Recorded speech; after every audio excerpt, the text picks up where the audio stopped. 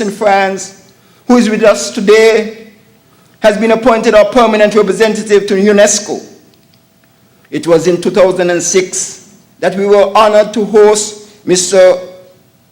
Koichiro Masuo, Director General of UNESCO, at the launch of the Youth Path that took place at Brimstone Hill Fortress, our UNESCO World Heritage Site. Mr. Chairman, we need at this level to come to terms with the policies that could assist mankind to address this self-inflicted wound called climate change. We must find ethical ways of reducing its challenging effects on sustainable development. The floods and tsunamis, droughts, cyclones, tornadoes, hurricanes, earthquakes, famine, disease, and death are taking their toll. It is said that there are more environmental refugees now than there are war refugees. The reality is that it is not beyond the wit of man to find a solution to this problem, to reverse the trend that puts our people's and nations' health and safety and security, stability and prosperity on the road to catastrophe. It may be quite useful to convince ourselves that we did not inherit this earth from our ancestors. Rather, we have borrowed it from our children. We owe it to them to preserve it and to pass it on, enhance and improve. Your challenge, ladies and gentlemen, and that of your global allies, is to tame the beast. To tame the beast of rising sea levels, the beast of destructive storms and floods, to tame the beast of drought and famine and refugee flows and instability. We can do this best by resolving to cut, to reduce, to modify that which makes the beast strong, a fossil fuel-dependent global economy. And this brings us to the challenge of convincing those whose wealth and power has long been linked to fossil fuels that there is another way. This is why UNESCO's establishment of the World Commission on the Ethics of Scientific Knowledge and Technology in 1998 was such a watershed event, because it affirmed the importance of decision makers the world over having at their disposal decision-making criteria that would extend beyond purely economic considerations to the all-important ethical principles, the main focus of this meeting. The question is not whether economic considerations should carry greater weight than environmental and climatic ones, but whether the indifference towards the climatic and environmental consequences of various forms of human activity could in time cause the end of all human activity. We are all aware that it was not possible to hold an expert meeting or a governmental consultation in the Caribbean when the ethical dimensions of climate change were being studied between March and June of last year. This is, to a large extent, why we are meeting today. It is therefore of utmost importance that these deliberations produce the highest possible level of discussion, quality of analysis, and depth of insight, cognizant of the inherent challenges in highlighting the ethical dimensions of this issue. The United States are an important and powerful ally.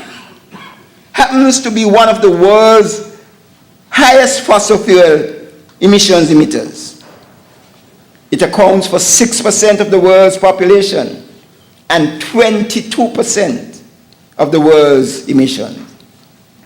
We are all familiar with these statistics, of course, but I mention them because the dividing lines and the debates in that country over the issue of climate change in many ways reflect the dividing lines internationally. National economic advancement versus planetary survival. It is important to note that the US House of Senate has recently legislated climate control in an effort to fight global warming and to harness the power of clean, renewable energy. As the world's leading producer, What happens there in terms of climate change policy could have a major impact on what happens not only in our region, but indeed throughout the rest of the world. Indeed, it has a direct bearing on what we are here trying to do. The Federation of St. Kitts and Nevis has sought to address some of our concerns through the draft St. Kitts and Nevis Sustainable Energy Plan and the draft energy strategy for the sustainable development of St. Kitts and Nevis. Action has already been taken through the use of wind farm technology in Nevis and a similar advancing wind farm project on St. Kitts. Geothermal energy is on stream in Nevis. This project holds much promise for the Federation and has the potential to benefit our neighboring islands in the future. In fact, I understand from the experts that there's also some potential for geothermal development in St. Kitts as well, but that is for the future. Rising sea levels, horrendous hurricanes, and all of the other manifestations of climate change are not abstractions for the Caribbean. Indeed, they should not be abstractions anywhere in the world, but due to our size, manpower, and resource constraints, these repercussions are particularly harsh and immediate here. The effectiveness of the ethical case that this region presents then begins with you. As decision makers, we will be relying heavily on the analysis and vision that emerges from the deliberations in which you will engage today and tomorrow. The ethical case, our case, must be heard more clearly. The major polluters effectively and repeatedly explain why it would be difficult for them to stop. They've always done that. They step on you and ask you to move your feet.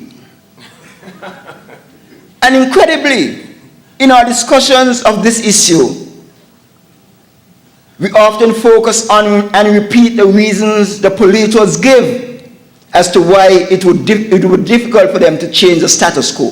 This does not serve us well, and that is why we are here today. Ladies and gentlemen, no one will or can represent us as well as we can and must. We have to begin to speak for ourselves. Let us move forward fully equipped to articulate the human and ethical dimensions of this matter. Because whether we think in terms of universal suffrage in the Caribbean, women's right to vote overseas, the civil rights movement in the United States, or the anti-apartheid struggle in South Africa, it was, and in the final analysis, the ethical dimensions of those phenomenal battles that won the day.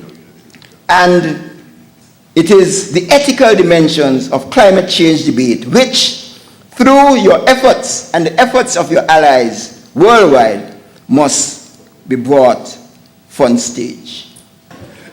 In conclusion, I know that's sometimes something people love to hear. Something that's the most, people just come to life when you say in conclusion. People who are not listening all day, they say in conclusion. They're waiting for that. So in conclusion, you are key to the proper positioning of the Caribbean on this most transcendent of issues. I'm confident that you would make the right choice and lay the foundation and building blocks for a multilaterally agreed climate change regime that is fair, inclusive, and effective. The lives of billions of people depend on your success. History will record our deliberations, and future generations will judge us. We will not be forgiven by our children and grandchildren if we fail. Every good wish for a most successful meeting. God bless you. God bless and preserve our peoples and our lands. Thank you.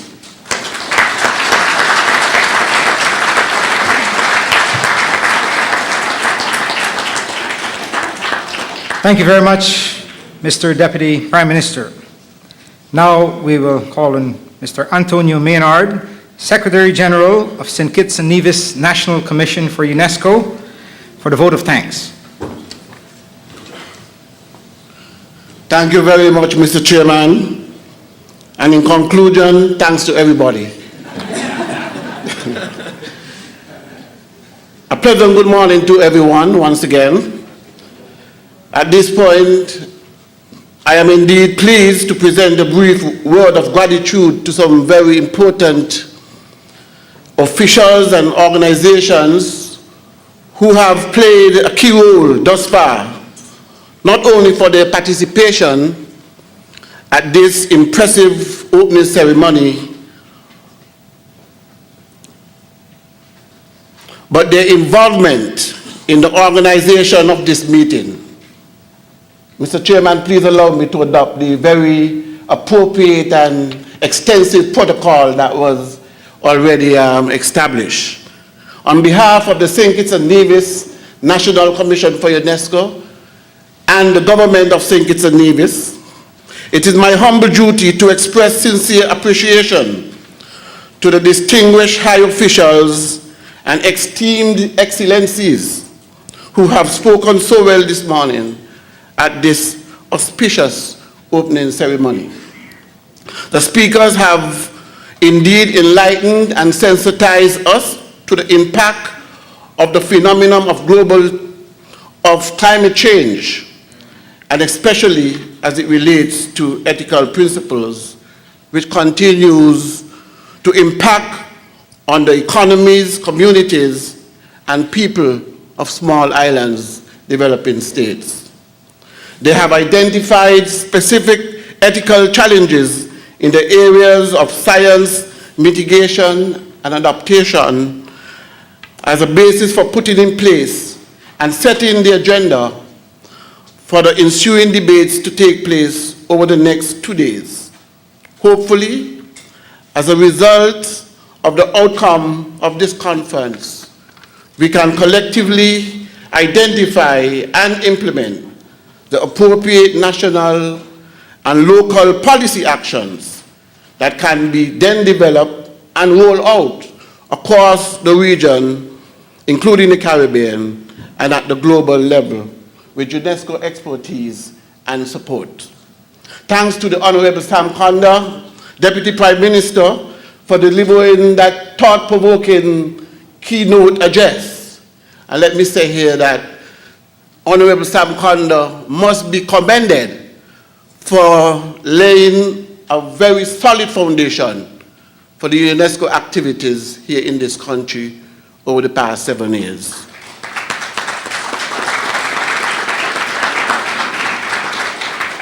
Thanks to the Honorable Nigel Carty, of course, Minister for UNESCO Affairs now, for his inspiring welcome remarks and his support in general, especially in hosting this particular conference.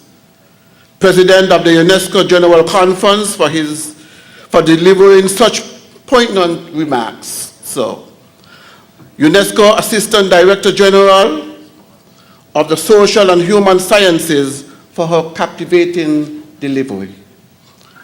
Dr. Nathan Noreen for chairing the opening ceremony, and also ably, and also for his chairmanship for the implementation committee. Dr. Noreen has put in a whole lot of work, especially with respect to the research of this particular conference. Thanks to the regional director from the Frederick Ebert Foundation for his kind remarks. Thanks also to Stephen Smith for that thought-provoking and creative poetry. Thanks to Reverend Gums and Larry Vaughan as well for taking part in the opening ceremony. In addition, over the past couple of months, we have collaborated with a number of international, regional, and Caribbean organizations in putting this meeting together. Thanks to the government of St. Kitts and Nevis and the various government departments and ministries, UNESCO international sectors and its headquarters in particular, UNESCO Kingston office for the Caribbean, the Frederick Ebert Foundation for funding at least 7 overseas participants to this meeting, the local steering committee for their hard work in organizing and implementing this particular meeting, His Excellency the Governor General for agreeing to host the welcome reception this evening. And we're hoping to see most of you here tonight. Not all. I hope all. Special thanks also are extended to the local sponsors who have made some significant financial contribution. And I believe this is a perfect example of public sector cooperation. We have raised some $40-something thousand from the private sector to host this particular conference.